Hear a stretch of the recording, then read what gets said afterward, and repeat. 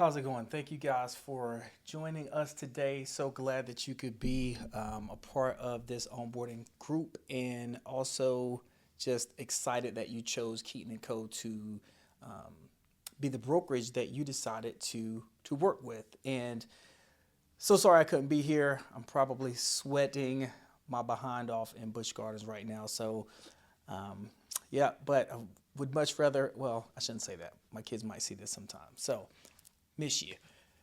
Here is what I typically go over during this portion of the class. So here is the part where we usually go over. We talk about our goals, and we talk about our smart goals, and that sort of thing. We talk about what you guys are doing this for. So hopefully at this point in time you've decided that, and what I'm going to go over here, you can start to put together some of those ideas and start to solidify the things that is going to make this career worth it for you. And hopefully some of the things that I go over here will help to crystallize that those goals and things. But first and foremost, just kind of talking about SMART goals. We you kind of know SMART goals are, we know the acronym. S stands for something that is, well, S, we got SMART. A little movie magic there. No shame in my game. I couldn't remember what it was. Had to look it up. But anyway, SMART goals refer to something that is specific, measurable, attainable, relevant, and time bound. So when we're thinking about SMART goals, we're thinking about those items, something that we can measure, something that's going to be relevant to us, specific things that we can track along the way. What I've noticed in this industry is that usually folks come into the real estate world, and the goals that we have, or the reasons that we want to do real estate and succeed in real estate is usually it's tied around a couple of different things: time, family, and more income. And usually people say, I want to go into real estate because I want more time, and I want to control my time. And that's usually, I hate to say it, but that's kind of a false way of thinking. That's not a great way to come about it in the beginning. That is something that has to be earned. Because in the beginning you're going to spend a lot of time. It's going to take a lot of time for you to get things going and to get things rolling. And unfortunately, that's just the case of it. In the beginning, I honestly think that you should treat this as if it is a job, and every day you wake up and you have something that you have to do. If a man is in the room right now, she's probably thinking time blocking, which is ultimately what I'm talking about. So she's probably smiling right now. You're welcome. Anyway, so time blocking is probably going to be very important for you, and we have the goals worksheet that you'll go over next Thursday with Katarina Wilkerson, our managing broker. But that aside, it's a time fallacy in thinking that you're going to come in and spend all of your days doing exactly what you want to do. That is just not the case in the beginning. All right, we'll talk about that in just a second here. Actually, in the weeks to come. The other thing that people have the misconception is that they're going to have all the time that they want with their family. They're going to be able to see their family all the time. And the truth of the matter is, you will probably have to sacrifice some time with your family. You may miss a couple ball games. You may miss some time after school. You may miss time going to your lunch and that sort of thing. The beauty is that, again, after you will have to earn that time back. And when you get to a place to where you are controlling your appointments and you are controlling the clients that you're working with, and not by controlling like you're a puppet master, but you control when those appointments happen, and you have say in when those appointments happen, you will have more time to do those things. So those two are kind of, time and family are usually kind of intertwined. Now the money thing is, you will really have to give some thought with this, because if I asked you, what is your monetary goal that you want to achieve? Now, before you answer that, I want to stop you. If you say $100,000, that's usually what people say. Oh, I just want to make 100K, and they've given no thought about it. They haven't considered it whatsoever. So I want to stop you there. Do not say $100,000 because you don't know if that's going to be the amount of money that's going to work with you. Here is what I recommend that you do. You take all of your expenses. You take your expenses and you total those up. Give a total of expenses for the month. And then you multiply that by 12 for 12 months, right? So this is going to be a very detailed list. Get it down to the penny. I want you to think about what vacations that you want to take. Because the thing about time is, I just mentioned you have to earn that time. But if you plan ahead, then you can adjust accordingly. It can work out for you. So vacations, think about what you're going to spend for that. And that's just a one-time situation unless you're taking 2 or 3 vacations per year, which I don't recommend doing in the beginning of your real estate career. All right. Now think about any extracurriculars. I'm just going to put extracurriculars that, sports teams and things that your kids are on that may not typically come out of this normal expense, but things that are quarterly or that sort of thing. So think about that. So after you've done that, you're going to get a total down here.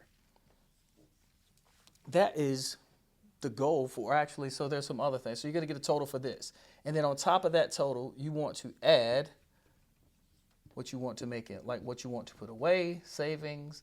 And then if you're making that much, or if you're into this, maybe even some investments and that sort of thing as well. Savings, investments, in addition to those things. And then if you want to additionally have just additional, or let's call it discretionary. We've got a lot of, discretionary income. So after you get this total, add in the savings investments, your discretionary income. I'm not going to try to spell discretionary right now, but then this is going to be your total. And this right here is the number that you want to consider saving, to be your goal. If you don't know what you want to save, just a good goal, 10% of whatever your total goals are, that's about where you want to start. All right, so this is going to give you an idea of your monetary goal. Here is the problem with goals. Like I just mentioned, a lot of people just throw out 100K. Or even if you just do this, you have a goal, and that goal here may be something that is way outside of what you're making right now. Once you add all of this up, hopefully it's not, because it's built on your expenses and that sort of thing. So you may want to make this goal right here. Make this your goal, okay? And the problem with our goals, when we throw out a number that's like $100,000 or 200, 150, we just throw out a random goal, is because, so here we are. Don't laugh at my stick figure. And here are our goals. And if we don't have anything that tethers us from our goals to where we are, then we can just continue to go along this path without disruption. And disruption is what helps us to create or reach our goals. Something that stops us where we are and says, hey, I need to actually do this.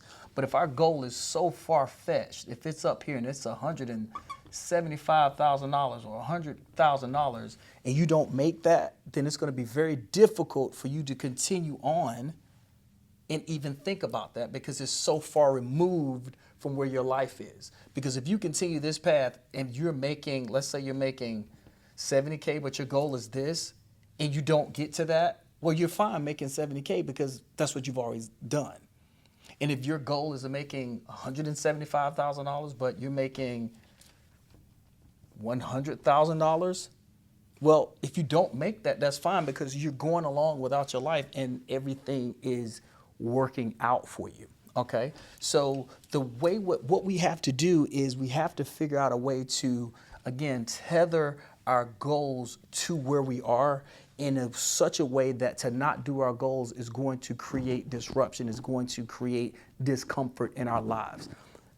The best way, the analogy that I like to use for this is for us to think about, think about brushing your teeth. And hold on, I gotta draw the teeth first so they look better.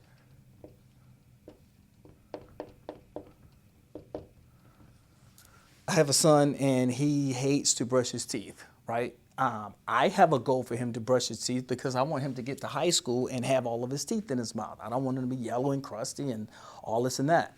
I want him to be an adult and a senior adult with all of his teeth in his mouth. Same thing for us. We want to continue our lives, and at some point when we're done with everything, we want to be able to have our teeth in our mouth. Like, that's part of a healthy goal. Now, when we are through our day-to-day lives, we're not thinking about that goal. I know my son is definitely not thinking about being in high school and having beautiful teeth. Like, that's not his goal at all. And it's not what we think about, and it's not what he thinks about on a regular basis. He's not thinking about that. We just wanted to get him to brush his teeth. Now, for us, we aren't thinking about when we're 75, 80 years old and having good teeth. We just know to not brush our teeth is nasty. When we wake up in the morning, and you taste like, ooh, I need to go brush my teeth. Or if you're in the middle of the night and you're thinking, oh my gosh, I'm reading my book and I'm dozing off. Do I need to, am I gonna go and brush my teeth tonight? I don't want to, but I gotta go and do it. Because it's so ingrained in who you are, it's such a part of who you are. To not do it is weird. To not do it is crazy. To not do it is absurd. That's the way we need to think about our monetary goals. But we can't think of it in the term of the goal. We have to think of it in the terms of what are the things that are going to get me to my goals. I like to call those things your standards. Your standards are what's going to get you to your goals in real estate. All right, our standards for getting us to our goal of having beautiful teeth is brushing every day, right? And to not brush our teeth is like, oh my God, that's crazy. But we're not thinking about this. We're just thinking about it's nasty not to brush our teeth every day, right? Now, same thing for our goals. The number one standard to getting you to your goals is going to be prospecting. That's the number one thing that you're going to do. I think it was a Tom Ferry episode that I was listening to on a podcast, and he said that he was in a room and there was a speaker up and there was a conference for all types of business owners. And the guy from the front of the room were asking the business owners down the line, what do you do for a living? What do you do for a living? One guy responded, I'm a dentist. What do you do for a living? I am a doctor. What do you do? I'm a lawyer. What do you do? I'm a mechanic. He said, nope, that is not what you do. From henceforth, I want you to remember this. What you do is you are a marketer. That's what you are, because you could be the best mechanic, the best dentist, the best doctor that's out there. But if people don't know how to find you, then you're not going to make it. Same thing with us. Prospecting. You are a marketer. That's the number one thing that you're going to do in this industry. So always, always, always remember that. You are a marketer. You prospect every single day. Now, prospecting can look several different ways. It can look like calling in our database. We have a database of over 47,000 people in the database. And if you filter that down to people with good numbers and that actually have a name that we can call, let's just give it a benefit of the doubt and say it's 37, but it's actually a lot more than that. Out of 37,000 people, do you think you can find a couple of them that you can help to build your career, to get you jump started in the right spot so that you can start to reach your goals? Hopefully the answer was yes to that. All right, so prospecting is your number one goal. It can look like calling in our database. It can look like social media posts on a regular basis, consistently, daily, maybe even basis. Social media so people can know that that's what you do. It can look like taking out your phone and going down a list and just introducing yourself again to people, or reaching out to people that are, you don't have to make any introduction to, and just say, hey, John, this is John. Well, you don't have to say this is John. Hey, John, it's been a minute since we caught up. Let's go grab coffee this weekend. And it can look as easily, it can go as easily as that as well. So social media, phone. It could look like sending mailers out to people. It could look like door knocking. It could look like pop buys.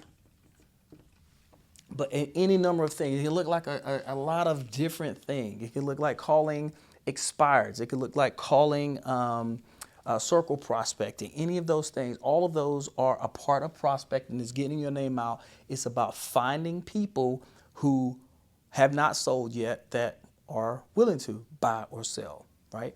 And that's what it is. And you have to set your goals. You have to reverse engineer your goal from there.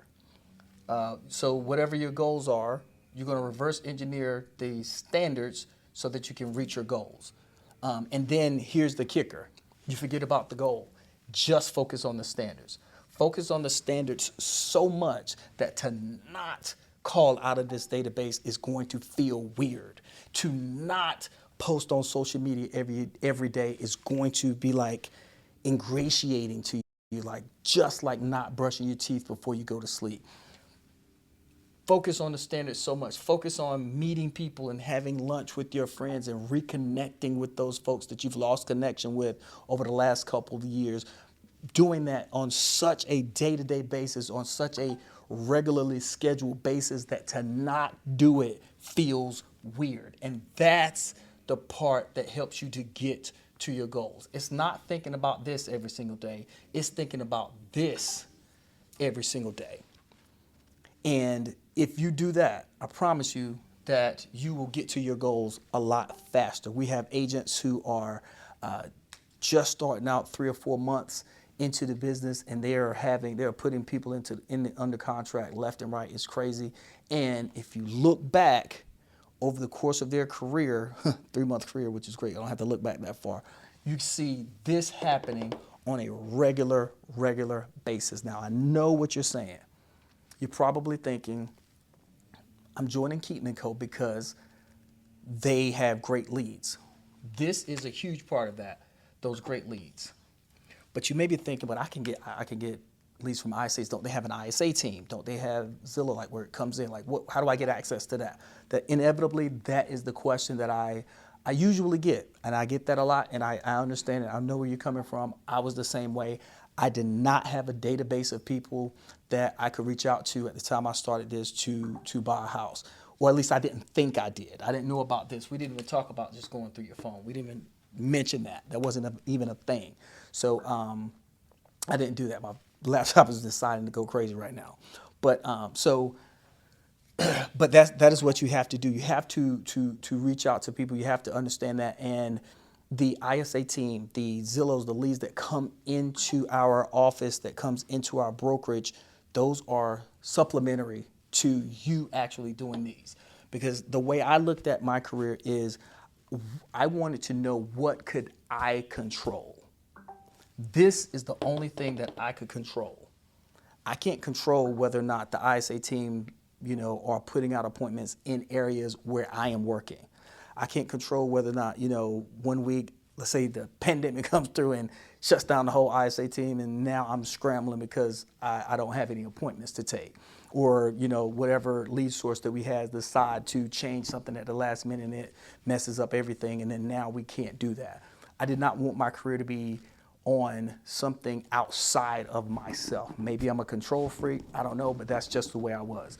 And I highly recommend you be the same way, because you can control your calendar. You can control that a lot better when you are the one that's creating the business and you are the one that's doing the prospecting. I normally say in this, I usually ask the question, who is the #1 prospector at this brokerage? Who understands prospecting more than anybody else in this brokerage? And it's no wonder that you are here, because Mr. Keaton, Daniel, understands prospecting more than anybody else in this brokerage. And I would dare say more than anybody else in our area. He is a master prospector, and he understands it like nobody's business, which is why we have the opportunities that we have to be able to benefit from that. So take advantage of that. You have complete control. You are the ones that can make it happen, and you don't have to worry about anybody else. Now, I want to do a little exercise with you that we've talked about our goals, and now we've talked about our standards, what our standards are. But I want you I want to think a little bit beyond that. I want us to think about, what it would feel like to be successful. You know what I mean? So if I asked you what the success looked like for you, like what would you do on a day-to-day basis? I've found throughout the course of talking about this to agents as they come in that very few people have language to put around that. So I want to help us with that. So the question is, what would it look like? What does success look like to you? So let me ask you a question. What if I gave you $5 per month, every single month for the rest of your life? How would that change the way that you're living? What type of impact would an extra $5 make? Like, what does that mean? What are you changing what you're driving? Are you changing what you dress like? Is that what type of bearing does that make on your life on a month-to-month basis? Chances are you're probably laughing right now thinking, well, $5 is not going to do much. If I asked you, what would you do with $5 every single month? If I gave that to you, like, what would you do? A cup of coffee, extra cup of coffee once, instead of getting the medium-sized coffee, you get the large coffee that month that kicks in, you know what I mean? So probably not a whole lot that's going to change in your life, but think about the concept. All right, now let's look at this. What if I said, all right, $5 is not enough, let's do $15. $15 extra a month coming into your bank account. You don't have to give it back. You don't have to pay it back. It's not collecting interest. Like I'm not collecting interest on it or whatever. This is just money that you're going to get. You don't have to do anything for this money. It's coming in to your bank account every single month, nonstop for the rest of your life. As long as you're alive, what are you going to do with that money?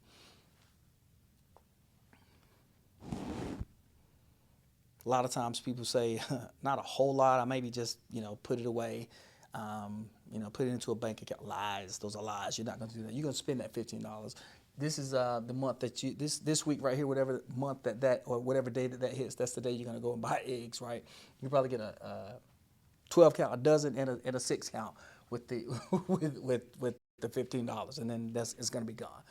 Occasionally people say stuff like, oh, I would just put it into an interest-bearing account or something like that, try to sound smart, that sort of thing. Hopefully nobody said that. I'm not. You are smart. You are very smart. But $15, that chances are that'll get gobbled up, and you probably won't even know the day that it hit the account because it'll be gone so quickly. But all right, so let's take it a step further. What if I said $150? I'm going to give you $150 every single day. Well, excuse me, not every day. Whew, that'd be great. Every month for the rest of your life. You don't have to pay this money back. You get to keep it, to whatever you want to do with this money. It's yours, and it's gonna be in your bank account again next month at this exact same time. What are you gonna do with that money? How are you gonna change? What are you gonna change? What you're doing? Are you going to change what you're driving? Are you going to change what you're wearing? Are you going to change the things that you are doing on the weekend with $150 extra a month every single month? Maybe.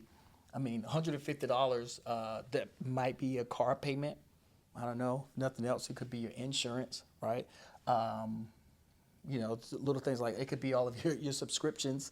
You get your money back on your subscriptions here. Phone bills, if you have multiple kids in your family, that's probably where that is. But $150 is, okay, we can start doing something. Now we're getting into bills territory, right? And I don't mean Buffalo Bills. I mean the ones that come in the windowed envelope, those bills. Like now we're getting into that territory. We could probably knock some things out with this. And if your bills are covered, you don't have any debt or whatever, or if you are in here and you're fortunate to be living with your parents and you don't have that many expenses, maybe you do put this towards like some type of retirement program or something like that where you pay the interest up front and then down the line, that's going to really, really grow every single month if you're getting that on top of everything that you're doing. So yeah, maybe at that point you can start considering this. All right, let's take it a step further. What if I said $1,500 will be deposited on the second of the month, every single month for the rest of your life? You do not have to pay this money back. You do not have to do anything to ask for it. You don't have to earn it. Nothing is yours to keep. I'm going to give this to you for the rest of your life for being awesome. What changes in your life now? $1,500? Depending on when you purchase your house, maybe that's a huge portion of what your mortgage is. Maybe it's your whole mortgage. So maybe that's what that's doing. Definitely, hopefully, it can at least take care of a car payment and the insurance on that. Every single month that's taken care of. So you got that knocked out. So that's a huge portion of your expenses that's coming back to you, right? Maybe this is a trip. I don't know, to save up for January, February, March, and April, May. Let's do the whole thing. January, February, March, April, May, June, and you go on a trip in July, and that's the money that you saved up to go on a big trip on July. Maybe this is money that, you got all your expenses pretty much taken care of, and this is going to be super, super extra. And that's all it is. And maybe you do want to put some of that money away into some type of account that's going to draw interest on a regular basis. And then at the end of, 60, 65, 70 or whatever, you have a huge nest egg that you can build on. Like that, this can probably do that and grow that and compound quite nicely, adding an extra $1,500 into it every single month. Maybe it's just enough to just give you breathing room at the end of the month. It's like, whew, now we can go and eat wherever we want to. That's just, twice a week. We just kind of go, not twice a week, but, every week, maybe twice a month, we just go to a nice restaurant where the whole family eats and can have steaks, and we don't have to worry, and can get drinks. We're not drinking water when we go to the restaurant. We're going to actually get drinks. And maybe that right there can take care of it, Let's take it a step further.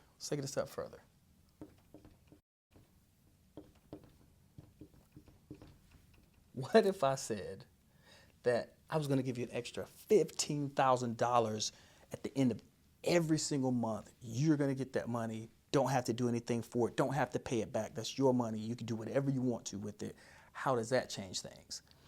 Like usually at the $1,500 mark, folks are like, yeah, I can really see that happen. At the $15,000 mark, I usually see the shoulders start to relax a little bit. Like people can actually envision themselves with an extra $15,000 a month. Because at this, you start doing that right there, maybe all of your expenses are taken care of. We're talking car notes, we're talking the insurance on the car notes, we're talking all of them 1,000 subscriptions that you got, Hulu, Tubi, Netflix, Disney Plus, HBO, Peacock, all of them. Like and not to mention the internet and everything, and the phone bills and the all of the insurances on all of those things are taken care of. The car note is taken care of. The insurance on the car is taken care of. Everything is covered in this $15,000, and you might still have an extra $4,000 to $5,000 after that you can put towards a vacation, that you can put towards some type of interest-bearing account or something like that, or put towards a cause of your choice that you are excited about giving to. So maybe that's the point where you're like, $15,000. Wow, if I was making $15,000 extra, if I was getting an extra $15,000 on top of what I'm doing, like, man, that's that's what I'm talking about right now. Now you're talking like, keep the $5, just waiting to just do that right there. You know what I mean? And that's usually, most people can really, really think about what they would do with that $15,000. I get the most head nods when it's like, okay, now we're talking. Most smiles, the smiles. So you look around the room right now, you probably see people smiling. Like, yeah, I can see you making $15,000. I can see myself making $15,000 extra a month. Like, that would be really, really great. But what would you do with it? Like, what are some of the things that you would do? I want you to think about that for a second. Like, how would that change your lifestyle? How would that, change what you're wearing? How would that change what you're driving, if it would, or just, every single month for the rest of your life? What would that do? Let's take it a step further. I think you guys get where we're going with this. But what if I told you that I was going to, 'cause I'm loaded at this point, right? So I'm going to give you $150,000 extra a month, every single month for the rest of your life. You don't have to pay that back. Um, it's funny because the last time I did this, one of the folks said, "Man, I would put that money away and plan for retirement." And I'm like, and the room kind of looked at the person, was like, "You couldn't retire on a $150,000. You would have to put extra money away to retire. Like, what kind of lifestyle are you living? You know what I'm saying? Like, you already made it. You're already there." But yeah, $150,000 extra month. Like, this will very likely change everything. I don't know how many of you are making this type of money on a month-to-month basis, but if you were, then chances are you would probably be having your own brokerage if you were doing this, and probably not, sitting with us. Even though we will have agents doing this, I believe I'm going to speak it. I'm going to speak it into existence. We will have agents doing this very, very soon. So, but if you were doing this, I mean, this is good. This is going to change everything. Now we're talking about, you buying multiple houses in different countries and boats to get to those houses. And you just take the boat across the big pond, and you're just going to take the boat over there and you're going to stay for a couple months, and then take it to your next house that you have in a different country and stay there in a couple months, and to the next house and stay there in that country for the next couple of months. Why? Because every single month, $150,000 will be deposited into your bank account, and you don't have to worry about the income coming in. Now, can you get crazy nuts and go absolutely ballistic? Probably not, because there are millionaires out there who make this, that blow that money, and they go bankrupt and don't manage it properly. So be responsible to an extent, but you have a lot of runway. You know what I mean? At $150,000 a month. Now, I could go on, but I'm actually going to stop there, because most people can't even fathom like what they would do with that type of income. Usually, like I mentioned, this is typically the spot where folks they lock in. And this right here becomes the level that most people are like, okay, I can kind of see that right there. And I want to share something with you. That can become very believable, because there are agents who are here right now who are making $15,000 a month, if not more, on the sale of one home. At certain levels, once you get into the industry, you can sell one home and make close to that, if not more, if not at that level right there. And even at level one, if you're just starting, 2 to 3 deals per month could get you to this level as well. So you want to ramp up to that, depending on the price point of the home and that sort of thing. But here's what I want you to understand. At this level, most of us were able to kind of picture and envision what life would be like at that point. And what I am telling you, and what I want you to understand and hopefully to believe, is that you also can do that. And since we have agents who are here who can do that, they can also teach that. And here is the other kicker. There's no one in this industry or in our office who is any better or any worse than you are. There are people who are at this level, who have achieved some great things, that have had some pretty rough starts, if you will. There's some people at this level who probably had it worse than you have it. There are people at this level who may have had it better than you have it. My point is this. It doesn't matter where you're starting. The only thing that matters is, what are you willing to do? What standards are you willing to uphold, and in order to be able to reach whatever that goal is? And the reason why I want to start right here is because, like I said, this is probably where a lot of people began to think, all right, at that point, life gets comfortable. The shoulders drop. Like I said, you could see the exhale. You could almost see people envisioning and living that lifestyle. Like, this is very easy to see that. And here's what you have to believe. If those folks who are there can get to that point, we have an office of individuals who are so good at giving of themselves. They're so good at providing help when needed. We're so good at collaboration. And that is one of the things that drew me to the Keaton office to begin with, the collaboration. And agents will happily give their time effort when it makes sense, obviously, to when they're in the office and you have that opportunity in our chats, that sort of thing. So you have the ability to tap into people who know this. There's a phrase that I really do not like, and it is called fake it till you make it. And you don't have to do that. You don't have to fake it until you make it. Instead, what I recommend and what I offer to you is to operate under the borrowed belief of people who have done what you're trying to do. And the reason why I say all that is because there are people who are here that can help you get to this point as well. And if they believe in you, if we believe in you enough to try to coach you and enough to try to point you in the right direction, then you just operate under that borrowed belief until you can believe it for yourself, until your self-value and your self-esteem is at a point to where you can believe it yourself, and then you're going to soar to great, great heights. Now,